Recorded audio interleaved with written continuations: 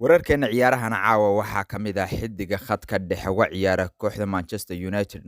Pogba ayaa la sheegay inuu ku wargeliyay naadigiisa kooxda uu doonayo inuu u wareegayo xagaagan iyadoo uu si xor ah uga bixi doono Old Trafford.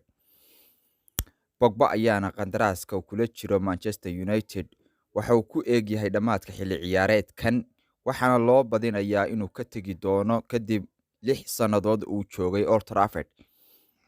Sanadkii 2016 ayuu Manchester United kaga soo iibsatay Pogba lacag gaadhaysa 89 milyan oo Gini, waxayna dadaal badan ku bixinaysaa inuu heshiis u kordhiyo hase ahaatee ilaa iyo hadda ma jirto wax horumar ah oo ay sameeyeen. 28-jirkan bishii January wuxuu si xor ah heshiis hordhac ula saxiixan karaa kooxdu doonayo, waxayna wararka sheegayaan inuu wada hadallo dhex mareen Paris Germany, sida ay qorayso jasiiradda Star ee ka soo baxda UK. Manchester United ayaa sii ogaatay kooxda uu doonayo inuu u wareego suuqa soo socda, waana kooxda reer Spain ee Real Madrid.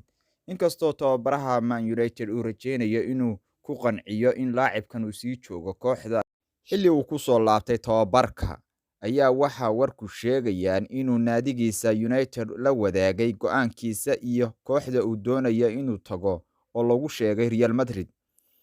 Toddobaadadii ugu dambeeyay, Pogba ayaa haysta suuqa kala iibsiga ciyaartoyda waxaana la sheegay inuu Real Madrid aynan doonayn inay la saxiixato 28-jirkan oo ay door bidayaan Dembele oo isaguna si xor uga tegaya Paris Germany. Wararkii caawa aan idinka haynay suuqa waa naga intaas, sidaas iyo nabadgelyo.